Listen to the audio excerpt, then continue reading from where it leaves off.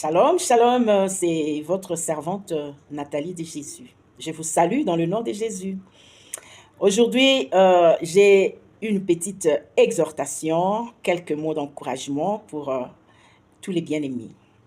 Bien-aimés dans le Seigneur, je me suis inspirée sur le livre de Job.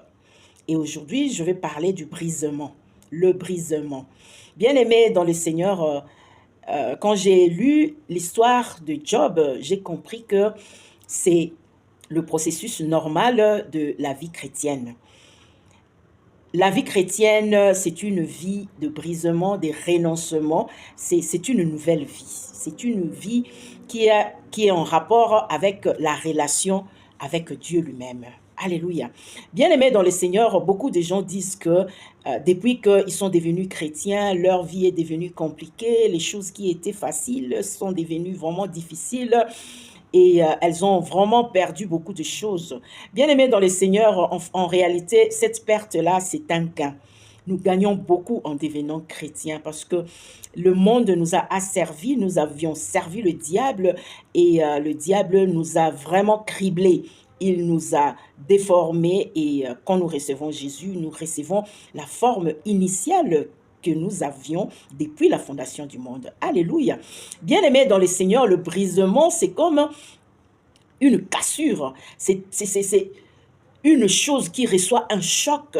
C'est quand on se réfère, par exemple, à un vase en porcelaine. Quand ce vase-là tombe, bien aimé, il se brise par plusieurs morceaux et c'est vraiment difficile qu'il reprenne la forme initiale. Et c'est une vie de transformation. La vie chrétienne, c'est l'exemple aussi d'une chenille qui devient un papillon. Vous voyez que c'est vraiment deux choses de formes différentes, mais c'est la même chose.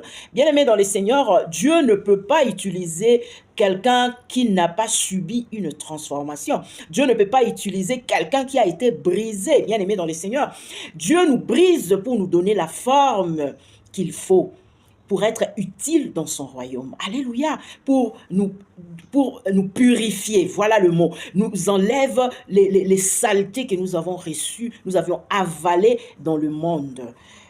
Bien-aimés dans le Seigneur, nous sommes ces personnes-là qui dansaient dans les boîtes de nuit. Nous sommes ces personnes-là qui vivaient dans l'impudicité. Nous sommes ces personnes-là qui volaient, qui commettaient des crimes. Nous sommes ces mêmes personnes-là, mais avec une nouvelle forme, purifiée, brisée et restaurée et changée. Bien-aimé dans le Seigneur, quand je vois l'histoire de Job, j'ai compris que pour avoir l'humilité dans la vie, nous devons passer par les humiliations. Et j'ai compris aussi que pour être un donneur, quelqu'un qui fait des dons aux autres, c'est quelqu'un qui doit passer par le manque, par la galère. Et c'est quelqu'un qui doit avoir la compassion et être connecté au divin pour connaître même le besoin. Bien-aimé dans le Seigneur, la personne qui a la compassion, c'est quelqu'un qui est passé par des douleurs. Il comprend la douleur des autres. Il devient compatissant. Alléluia. Bien-aimé dans le Seigneur, nous devenons ce que Dieu a prévu pour nous depuis la fondation du monde. Alléluia. Bien-aimé dans le Seigneur, Job est passé par des humiliations, mais sachez que l'humiliation produit l'humilité et l'humilité précède la gloire. Alléluia. Bien-aimés dans le Seigneur, ne pleurez pas quand vous traversez des épreuves. Ces épreuves ne sont pas destinées n'ont pas comme but de nous tuer, mais ces épreuves ont but de nous transformer, de nous donner la meilleure forme. Alléluia, la forme initiale que le Seigneur a prévue pour nous avant la fondation du monde. Donc, la vie chrétienne, je vous encourage, je ne veux pas que vous vous sentez triste parce que vous n'avez plus la même vie que vous aviez dans le monde. Je veux vous rassurer que la vie que vous menez aujourd'hui, c'est la meilleure. Pourquoi? Parce que même avec des larmes aux yeux, nous savons que aucune situation n'est permanente.